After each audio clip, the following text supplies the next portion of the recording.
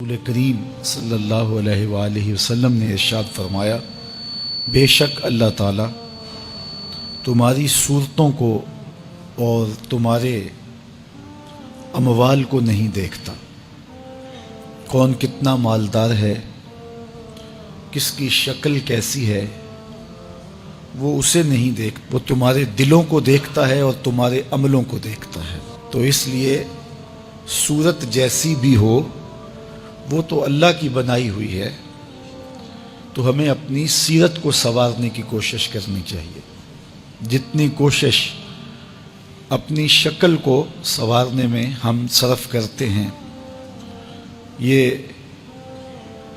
رنگ گورا کرنے والی کریمیں اس وقت جتنی زیادہ فروخت ہو رہی ہیں، ہر شخص اس چکر میں ہے کہ میں اچھا بھلا دکھائی دوں صورت سے، شکل سے، لیکن رب چاہتا ہے کہ میرے بندے کی سیرت اچھی ہو، رنگ بلالی بھی ہو، لیکن صورت کی بجائے سیرت کی طرف توجہ دینے کی ضرورت ہے۔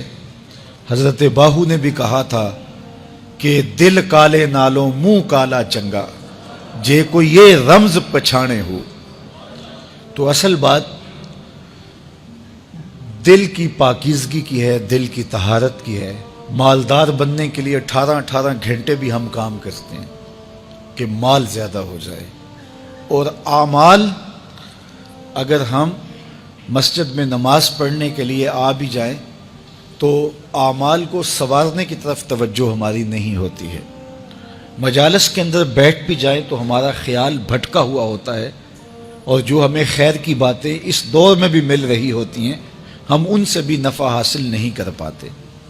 تو اس لیے ہمیں ظاہر سنوارنے کی بجائے من سنوارنے کی تلقین کی گئی ہے۔ حضور فرماتے ہیں، رب ارشاد فرماتا ہے کہ میں شریک ٹھہرانے والوں کے شرک سے بے نیاز ہوں۔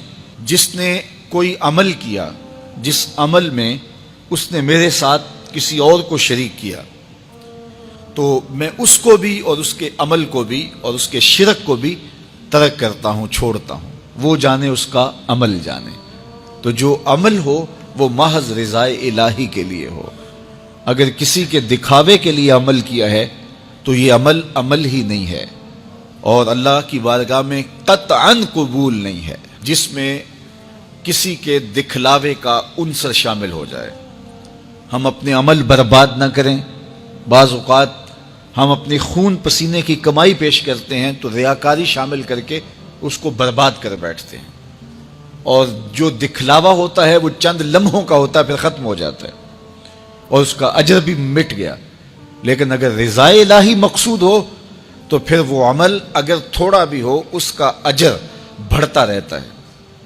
حضور علیہ السلام نے ارشاد فرمایا، جب کوئی بندہ صدقہ دیتا ہے اور وہ تھوڑا سا صدقہ جب پیش کرے تو اللہ تعالیٰ اس کو ایسے پالتا ہے جس طرح تم جانور پالتے ہو، اور قیامت کے دن وہ مٹھی بھر جو دیے ہوئے تھوڑا سا صدقہ دیا ہوا تمہیں ایسے ملے گا جس طرح احد پہاڑ ہوتا ہے۔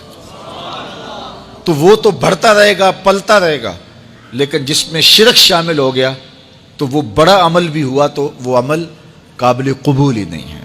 اللہ کے محبوب صلی اللہ علیہ وآلہ وسلم نے ارشاد فرمایا، جس شخص کی نیت آخرت کی طلب ہے، جو بھی عمل کرتا ہے، نماز پڑھتا ہے، روزہ رکھتا ہے، یہ درس حدیث دے رہا ہے، درس قرآن دے رہا ہے، مسجد میں آ کے جھاڑو دے رہا ہے، واش روم صاف کر رہا ہے، آنے والے مہمانوں کو تکریم دے رہا ہے، کھانا کھلا رہا ہے، چٹائیاں بچھا رہا ہے، اس کا مقصد کیا ہے؟